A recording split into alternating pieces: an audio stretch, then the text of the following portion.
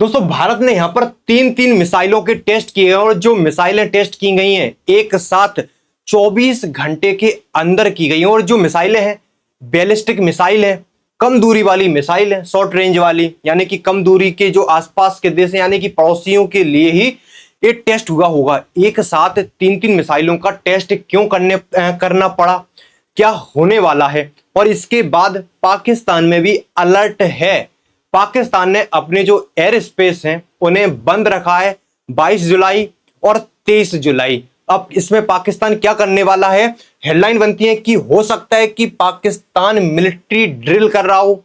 जो पाकिस्तान ने नोटम जारी किया, एयर स्पेस यहां पर बंद कर दिए, और हो सकता है कि पाकिस्तान भी मिसाइल टेस्ट करने वाला हो, क्योंकि भारत ने यहां पर तीन तीन मिसाइलें टेस्ट करके एक तरीके से धमका दिया यहां पर कि अभी भी कुछ हो सकता है। ऑपरेशन सिंदूर जो हुआ है 2.0 भी हो सकता है, क्योंकि स्थगित है तो कुछ भी संभावनाएं बन सकती हैं।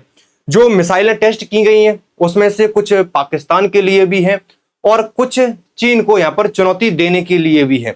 जो पाकिस्तान का जो एयरपोर्ट अथॉरिटी है उसने नोटम जारी किया और बताया कि जो 22 और 23 जुलाई को है यहां पर जो एयर स्पेस है, एयर ट्रैफिक है, वो बंद रहेगा। उसके बाद इनने जो ड्यू टू जो रीजन दिया यहां पर ऑपरेशनल रीजन, इस तरीके से इनके द्वारा ये जानकारी दी गई। नोटम की इस तरीके से आप देख सकते हो कि जो आप येलो में देख रहे हो इसके लिए जो एयर ट्रैफिक बंद किया गया 16 से 23 तारीख तक, 23 जुलाई, ठीक है। उसका जो आप रेड में देख रहे हो ये हाल ही में, उसके बाद 22 और 23 जुलाई 2 दिन के लिए जो रेड वाला एरिया है। और आप देखोगे कि समुद्र वाला, चाहे कराची पोर्ट हो चाहे ग्वादर पोर्ट हो, यहां पर जो पाकिस्तान के हार्बर हैं, यहां पर जो पाकिस्तान के वॉरशिप हैं, इनको लिए भी यहां पर एयर स्पेस बंद किया गया है इस जगह में।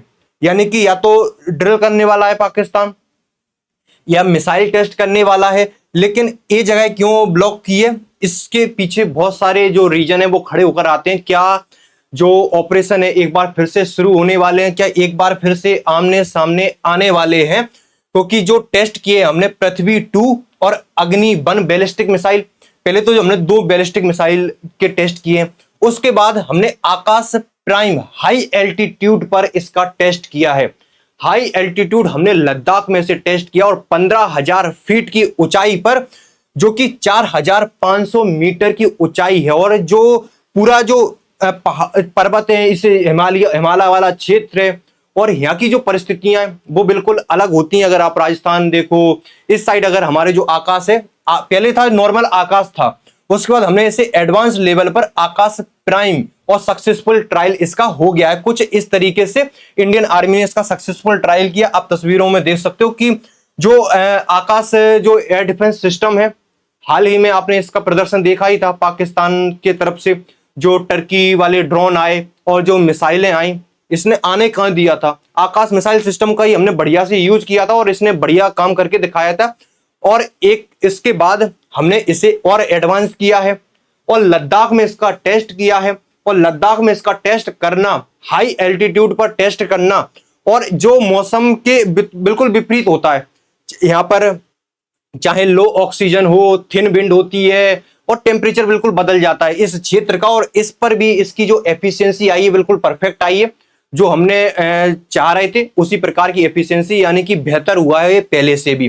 कुछ इस तरीके से आपको हवा में जाते हुए दिखेगा। और रक्षा मंत्रालय ने इस बात की पूरी जानकारी दी कि हमने अचीव किया है यहां significant milestone by successfully destroying 2 aerial high speed unmanned target. High altitude पर लद्दाख सेक्टर वाले जो एरिया है उसमें जो आकाश प्राइम है उसका बढ़िया सफलतापूर्वक यहां पर टेस्ट हो गया। अपग्रेडेड वेरिएंट है आकाश जो मिसाइल सिस्टम है, पूरा इंडियन आर्मी को अब इस क्षेत्र में सौंप दिया जाएगा और इनकी इस क्षेत्र में भी तैनाती हो जाएगी। सबसे बड़ी बात पता क्या थी कि हाई एल्टीट्यूड पर टेस्ट करना, यानी कि अब हम हाई एल्टीट्यूड पर भी इन्हें डिप्लॉय कर सकते हैं और वहां पर भी जो हमारी सुरक्षा है अब आकाश से पूरी तरीके से हो सकेगी, क्योंकि अभी तक ये हाई एल्टीट्यूड पर टेस्ट नहीं हुआ था। और हाई एल्टीट्यूड पर टेस्ट करना ये बड़ी उपलब्धि है भारत के लिए भी। सबसे बड़ी बात पता क्या है कि हमारे पास आकाश भी है जो कि शॉर्ट रेंज के लिए है। और उसके बाद आपको पता ही है कि S-400 रसिया का जो 400 किलोमीटर है, दोनों बेहतर है। इसका यूज अभी हाल ही में ही हुआ था। इसका तो हालांकि ऑफिशियल कुछ है नहीं कि हमने S-400 यूज किया था, या नहीं किया था, क्योंकि इसकी जरूरत इतनी पड़ी ही नहीं थी कि हमें इसको यूज करना पड़े। इसने ही सारा काम यहाँ पर कर दिया था। पाकिस्तान की मिसाइलें आई थी, जो टर्की वाले ड्रोन आए थे, इसने सबको रोक लिया था। अब जो आप HQ-9 देख रहे हो, चाइना का एयर डिफेंस सिस्टम है जो कि पाकिस्तान में लगा हुआ था। इसकी क्या हालत की थी हमने, जो ऑपरेशन सिंदूर हुआ उसके बाद से, जो सबसे पहला टारगेट था जब हमने आतंकी ठिकाने तबाह किए, उसके बाद से पाकिस्तान ने इसे अपने ऊपर ले लिया और उसके बाद फिर हमें मिलिट्री बेसिस पर भी हमला करना पड़ा क्योंकि हम मजबूर हो गए थे। और उसके बाद सबसे पहला जो टारगेट था कि एयर डिफेंस सिस्टम जो पाकिस्तान में लगे हुए हैं उन्हें डिस्ट्रॉय करना पड़ेगा। और जो HQ-9 है, हो सकता है कि हमने इसे ब्रह्मोस से ही डिस्ट्रॉय किया हो, इसने उसे रडार में पकड़ ही नहीं पाया था। सबसे पहले इन्हें डिस्ट्रॉय किया और उसके बाद एयर स्पेस हो, चाहे वो किराना हिल हो, चाहे वो नूर खान हो, और भी बहुत सारे जो एयरफेस हैं आज भी उनमें गड्ढे हैं और आज भी वो चालू नहीं है, यानी कि 2 महीने होने को आ गए। और जो पाकिस्तान के रनवे हैं आज भी उनमें गड्ढे हैं और आज भी वो सुचारू रूप से चालू नहीं हो पाए हैं।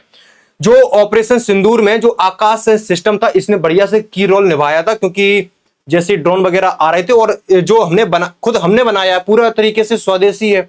हमने किसी भी तरह की किसी देश की मदद नहीं ली है। ये विमानों को भी रोक सकता है, मिसाइलों को भी रोक सकता है और ड्रोनों को भी रोक सकता है।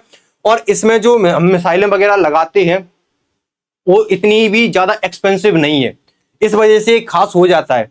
क्योंकि अगर ड्रोन आ रहे हैं, तो अगर आप ड्रोन मारने के लिए जा रहे हैं और आप बड़ी महंगी मिसाइल का यूज कर रहे हैं, तो उसमें आपका भी लॉस ही हो रहा है एक तरीके से। और ये बड़ा ही जो बजट में आप कह सकते हो कि एक काम करता है। यहाँ पर एक साथ 4 टारगेट करने की क्षमता है, पूरा ऑटोमेटिक है और DRDO द्वारा विकसित किया गया है, मतलब पूरा तरीके से स्वदेशी रूप से बनाया गया है।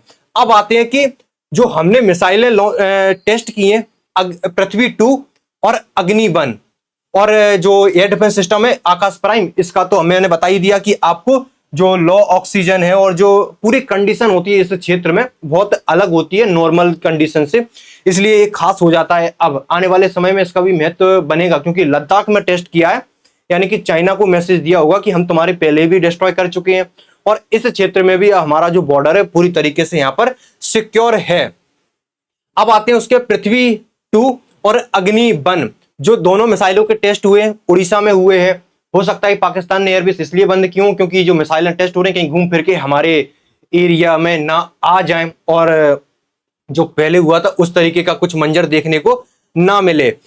जो पृथ्वी-2 है, जो लिक्विड फील्ड से चलती है, यहाँ पर सरफेस टू सरफेस मिसाइल है और इसकी जो रेंज है 350 किलोमीटर है। और जो अग्नि-1 है, इसकी रेंज 700 से 900 किलोमीटर है, लॉन्गर रेंज की है। हालांकि ये शॉर्ट रेंज ही मानकर चलोगे आप, क्योंकि आप पड़ोसी देशों के महत्व को ध्यान में रखते हुए इनका टेस्ट किया गया है, क्योंकि हमारे पास अग्नि-1 का टेस्ट हुआ है, बहुत पहले आ चुकी थी। अब तो इसे एडवांस किया जा रहा है, इसे चेकअप किया जा रहा है कि इसकी एफिशिएंसी क्या और बेहतर कर सकते हैं इस तरीके से, क्योंकि शॉर्ट रेंज में हम इन्हीं मिसाइलों का यूज करेंगे, है ना। हम पृथ्वी-5 तो यूज करेंगे नहीं, जो 5000 प्लस जो डिस्टेंस कवर करता है, यानी कि दूसरे महाद्वीप तक भी हम उस मिसाइल को पहुंचा सकते हैं। अग्नि-1 का हमने यहाँ पर टेस्ट किया और दोनों ही मिसाइलें यहाँ पर न्यूक्लियर कैपेबिलिटी रखती हैं, दोनों ही मिसाइलें, यानी कि 300-350 किलोमीटर, यानी कि पाकिस्तान के काफी अंदर तक पहुंच जाएगी। और जो अग्नि-1 इसकी जरूरत पड़ी तो ये 700 किलोमीटर तक अंदर तक यहाँ पर पहुंच जाएगी। और भी हमारे पास बहुत सारी मिसाइलें हैं। अग्नि-5 है, जो कि आप देख सकते हो कि 5000 से भी ज्यादा रेंज है इसकी, और ये वेट 50,000 कैरी कर सकते हैं। उसके न्यूक्लियर वेयरहेड हर चीज की इसमें आपको दिख जाएगी। अग्नि-1, अग्नि-2, अग्नि-3, अग्नि-4, अग्नि-5 और भी एडवांस किया जा रहा है इसे। तो इस तरीके से लगातार टेस्ट चल रहे हैं। और पाकिस्तान ने जो नोटम जारी किया है, हो सकता है कि पाकिस्तान यहाँ पर मिलिट्री ड्रिल कर रहा हो, या हो सकता है कि आपने मिसाइल टेस्ट की तो हम भी मिसाइल टेस्ट कर दें। जैसे ऑपरेशन सिंदूर चल रहा था तो पाकिस्तान ने उस समय भी जो मिसाइल जो टेस्ट है वो किए थे, और इस बार भी कुछ ऐसा ही माहौल बनता हुआ दिख रहा है। हो सकता है कि कुछ बड़ा हो जाए, कभी भी खबर कुछ भी आ सकती है, क्योंकि अभी भी बहुत सी जो कसर है वो रह गई थी। हो सकता है कि इस बार वो पूरी हो जाए। बाकी क्या होता है ये तो समय आने पर ही पता चलेगा। बाकी ये 2 दिन के लिए एयरबेस जो पाकिस्तान ने बंद किए हैं वो किस कारण से किए हैं, वो अब 2 दिन आने के बाद पता यहाँ पर चली जाएगा। ये अपडेट्स थी जिसमें हलचल मची हुई है पाकिस्तान में भी और चाइना में भी, क्योंकि चाइना ने यहाँ पर खुलकर साथ दिया था पाकिस्तान का, और जो आकाश है हमने उस साइड डिप्लॉय कर एक संदेश भेज दिया है कि हम सभी के लिए तैयार हैं, चाहे वो कोई आए, हम एक साथ सभी के साथ लड़ने के लिए बिल्कुल सक्षम हैं। कुछ इस तरीके से अभी माहौल बना हुआ है, गर्म माहौल बना हुआ है। ये थी अपडेट्स, जैसे कोई न्यू अपडेट्स आती हैं आपको मिलती रहती हैं। चैनल को सब्सक्राइब कर लेना। फिर मुलाकात होगी आपसे नेक्स्ट सेशन में। Thank you so much.